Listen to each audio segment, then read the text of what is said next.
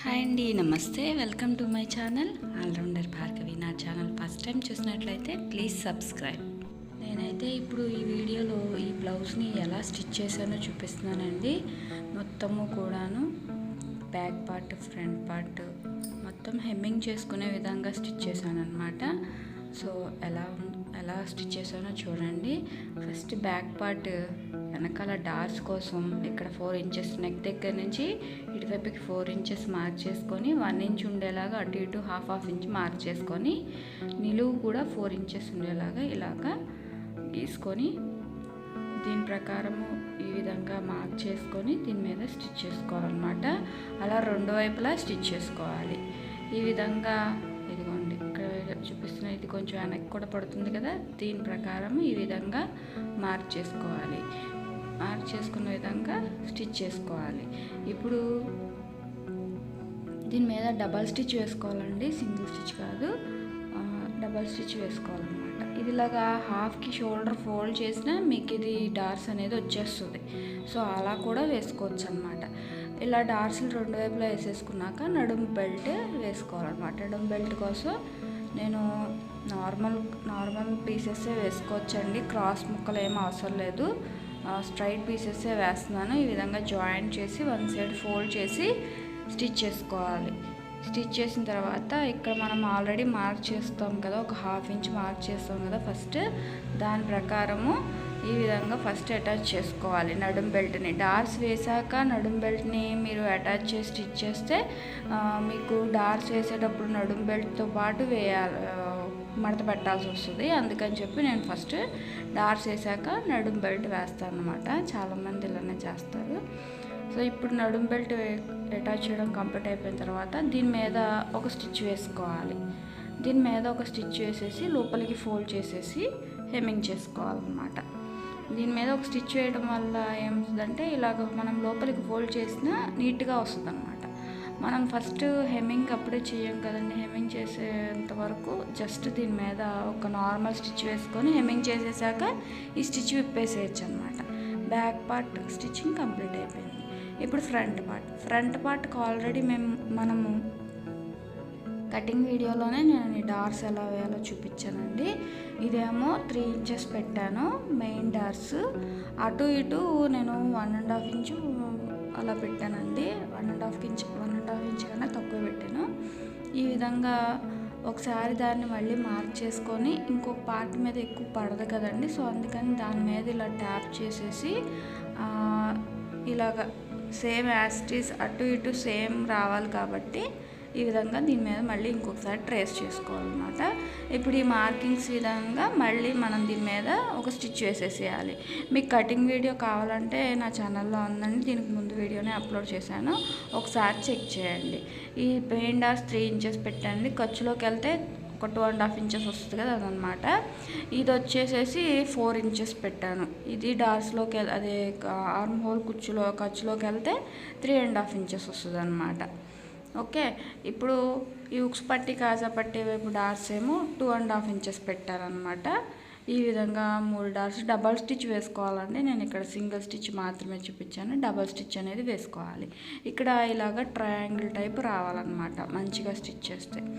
ఇప్పుడు నేను shape belt వేస్తాను అనమాట. ఒక షేప్ మన మెయిన్ పార్ట్ షేప్ బెల్ట్ ప్రకారం మన దగ్గర ఉన్న క్లాత్తో ఏదైనా ఇలాగ కొంచెం మందంగా ఉండే క్లాత్తో నేను ఇది డబల్ లేయర్ తీసుకున్నానండి. ఎక్స్ట్రా పీసెస్ ఈ విధంగా ఎదురు బెదురు పెట్టుకుంటే ఒకే వైపు రావన్నమాట. ఇప్పుడు ఈ బ్లౌజ్ ఫ్రంట్ పార్ట్కి ఈ విధంగా ఫస్ట్ మెయిన్ పార్ట్ మంచి క్లాత్ వేసుకొని అడుగునేమో ఇప్పుడు లైనింగ్ ఏదైతే పెట్టుకున్నామో అది పెట్టుకొని ఈ విధంగా మెయిన్ డార్స్ లోపలికి ఫోల్డ్ చేసి ఈ మూడింటిని సమానంగా స్టిచ్ చేయాలి. మనం కుట్టేటప్పుడు ఎడబెడ కుట్టకూడదండి, కరెక్ట్గా పర్ఫెక్ట్గా స్టిచ్ చేయాలి. అప్పుడే కుట్టినాక రెండు ఎదురు బదురు అనేది కరెక్ట్గా వస్తుంది అనమాట.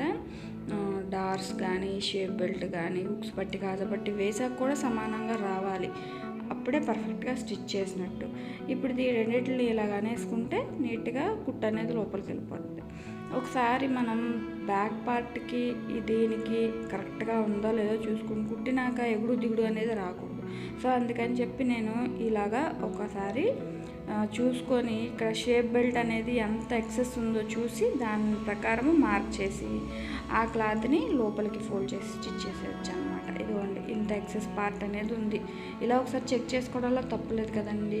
కుట్టేసినాక ఎగుడు దిగుడు వచ్చిందని చెప్పి అప్పటికప్పుడు ఫోల్డ్ చేసేదానికన్నా ఇలాగ ఒకసారి సరి చూసుకొని దీని ప్రకారం స్టిచ్ చేస్తే మనం కుట్టేటప్పుడు పర్ఫెక్ట్గా హ్యాండ్స్ దగ్గర నుంచి నడుము వరకు జాయిన్ చేసినప్పుడు పర్ఫెక్ట్గా స్టిచ్ చేసుకోగలుగుతాం అనమాట. ఒకసారి దీని మీద మళ్ళీ కనపడకపోతే దీని మీద ఒకసారి గీసుకొని ఈ విధంగా షోల్డర్ దగ్గర నుంచి ఫోల్డ్ చేసి ఈ రెండిటి మధ్యలో షోల్డర్ పార్ట్ ఫ్రంట్ పార్ట్ ఉండేలాగా ఫోల్డ్ చేసుకొని ఈ రెండింటిని అటాచ్ చేస్తాం అనమాట. ఇలా చేయటం వల్ల నీట్గా ఉంటుంది అనమాట. ఎక్సెస్ పార్ట్ కట్ చేసేసి ఈ విధంగా బయటికి తీసేసేయాలన్నమాట. ఇలానే రెండో పార్ట్ కూడా స్టిచ్ చేసుకోవాలి. ఇదిగోండి ఇంత నీట్గా వస్తుంది అనమాట. ఇప్పుడు దీని మీద రెండు వైపులా స్టిచ్ వేసుకోవాలి. ఇక్కడ వేసుకోవాలి, అలానే కింద వైపు కూడా నీట్గా స్టిచ్ వేసుకోవాలి.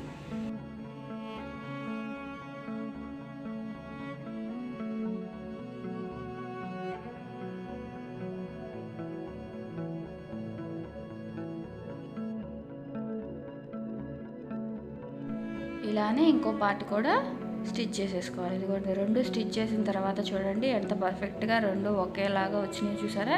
షేప్ బెల్ట్ కానీ డార్స్ కానీ ఈ విధంగా కంప్లీట్ అయిపోయినాక ఇప్పుడు షేప్ బెల్ట్ దగ్గర నుంచి కుట్టేదేమో ఉక్స్ పట్టీ వేసుకోవాలండి. ఉక్స్ పట్టీకి ఈ విధంగా కింద నుంచి జాయిన్ చేసుకొని రావాలన్నమాట.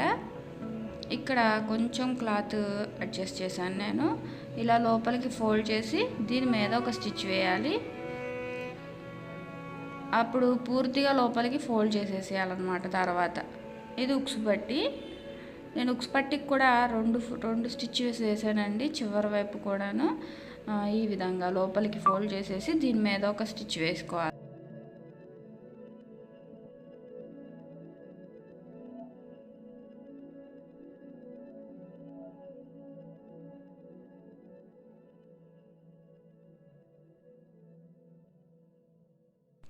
యాక్చువల్లీ ఉక్స్ పట్టికి చివరి వైపును కూడా స్టిచ్ వేయరండి. నేనే ఇలా నీట్గా ఉంటుందని స్టిచ్ వేశాను.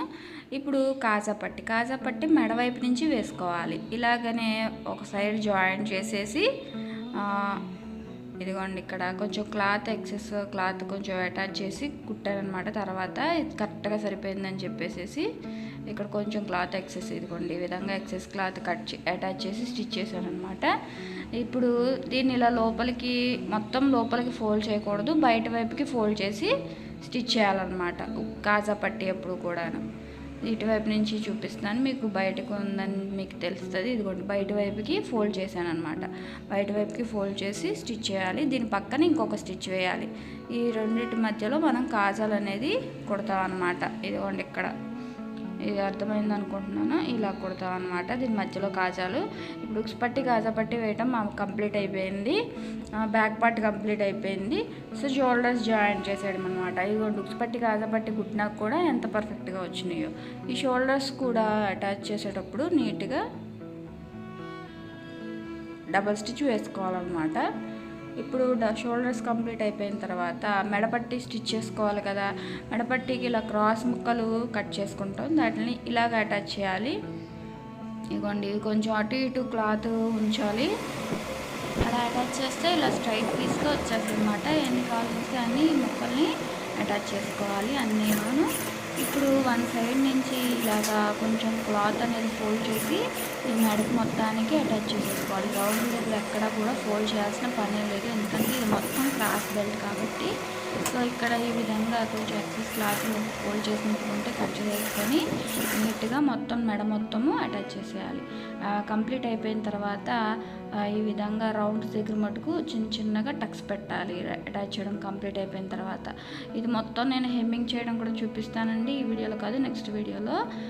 ఇలాగా కంప్లీట్గా స్టిచ్ చేసిన తర్వాత ఎక్కడ వరకు స్టిచ్ చేసామో అది ఒక పట్టీ కింద ఉంచి లోపలికి ఈ క్లాత్ అనేది ఫోల్డ్ చేసి ఈ విధంగా దీని మీద ఒక స్టిచ్ వేయాలన్నమాట. ఇలా అన్నమాట. ఇలా లోపలికి కొంచెం క్లాత్ అనేది ఫోల్డ్ చేసి ఇది మొత్తం కూడా ఇలాగా స్టిచ్ చేయాలి. ఇక్కడ వెనకాతల కొంచెం ఎక్సెస్ క్లాత్ కొంచెం ఇలా మిగులుతుంది కదండి, దాన్ని ఇలాగ ట్రిమ్ చేసేసుకోవాలి మొత్తము కూడా. తర్వాత దీన్ని లోపలికి ఇలాగ ఫోల్డ్ చేసేసి హెమ్మింగ్ అనేది చేసుకోవాలి. అప్పుడు నీట్గా ఉంటుంది అన్నమాట. చేత్తో సుదిదారంతో మొత్తము కూడా ఇలా కుట్టుకొని రావాలి. మీకు ఇష్టము అనుకుంటే డబల్ స్టిచ్ వేసుకోవచ్చు ఫోల్డ్ చేసి. ఇప్పుడు హ్యాండ్స్ స్టిచ్ చేస్తున్నానండి. ఈ నెక్ పీసెస్లో మిగిలిన క్లాత్ని కింద వైపు నేను ఇలాగ జాయింట్ చేసి లోపలికి ఫోల్డ్ చేసి స్టిచ్ చేస్తానన్నమాట. హెమ్మింగ్ ఇది కూడా హెమ్మింగ్ చేసుకోవచ్చు. ఇది కూడా హెమ్మింగే చేస్తాను. ఇక్కడ సైడ్ జాయింట్లు పడినాయి కదండి, అవి అటాచ్ చేసేసుకోవాలి నెక్కి. అదేంటిది హ్యాండ్కి వన్ సైడే పడినాయి చూసారా, నేను కటింగ్ వీడియోలో చూపించానండి. వన్ సైడే ఏ విధంగా జాయింట్ పడేలా కట్ చేసుకోవాలనేది. ఈ విధంగా లోపలికి ఫోల్డ్ చేసి హెమ్మింగ్ చేసేసుకోవాలి. దానికన్నా ముందర వన్ సైడ్ స్టిచ్ చేయలేదు కదా,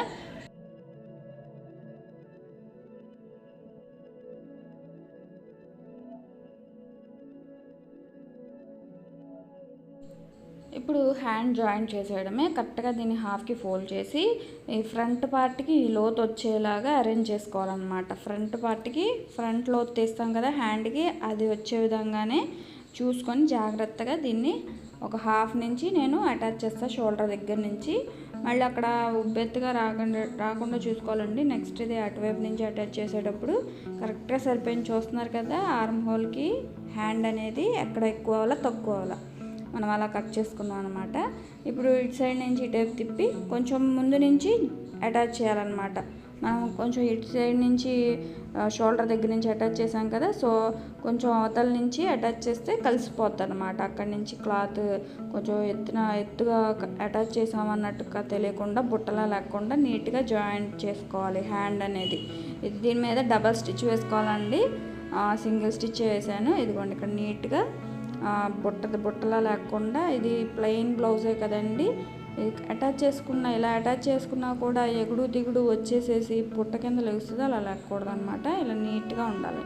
ఇప్పుడు హ్యాండ్ జాయింట్ అయిపోయింది కాబట్టి ఇంకోండి మనం ఫస్ట్ మార్క్ చేసుకుంటాం కదా, దాని వరకు అటాచ్ చేయాలి. ఇక్కడ చూస్తున్నారు కదా హ్యాండ్ దగ్గర నుంచి నడుము వరకు పెడితే కరెక్ట్గా వచ్చింది.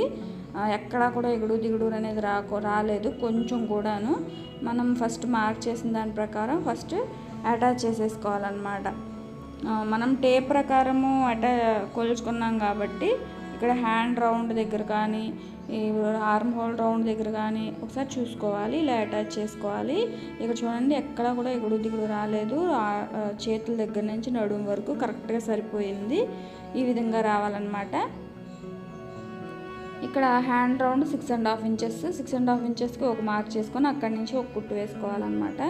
నార్మల్గా ఫస్ట్ కుట్టు వేసాము. ఇక్కడ 8.5 ఇంచెస్ కరెక్ట్గా సరిపోయింది. సో తర్వాత ఇంకొక హ్యాండ్ కూడా స్టిచ్ చేసేసుకొని దీన్ని కూడా అటాచ్ చేసేసుకోవాలి. పక్కన పాదం వెడల్పుతో ఒక 4-5 కుట్లు వేసుకోవాలి. ఇక్కడ కూడా కరెక్ట్గా సరిపోయింది, ఎగుడు దిగుడు రాకుండా. ఇంకొక జాయింట్ వేసేటప్పుడు ఇక్కడ ఎంత అయితే ఖర్చు పెట్టుకున్నామో ఇక్కడ కూడా అంతే ఖర్చు ఉండాలి కదండి. సో అలాగ ఫస్ట్ పెట్టుకొని దీని పక్కన కుట్లు వేసుకోవాలన్నమాట. ఇది కూడా స్టేప్ సహాయంతో ఒకసారి చూసుకోవాలి కరెక్ట్గా ఉందో లేదో. మీకు కనుక ఈ వీడియో అర్థమైతే ప్లీజ్ సబ్స్క్రైబ్ మై ఛానల్. ఒకసారి నా ఛానల్లోని వీడియోస్ని అబ్జర్వ్ చేయండి. మొత్తం స్టిచ్చింగ్ కంప్లీట్ అయిపోయినాక ఒకసారి చూస్తున్నారు కదా, లోపల ఇలాగా స్టిచ్చెస్ పక్కన పాదం వెడల్పుతో ఒక 4 స్టిచ్చెస్ వేసుకోవాలన్నమాట. మొత్తం అయితే ఇదండి స్టిచ్చింగ్.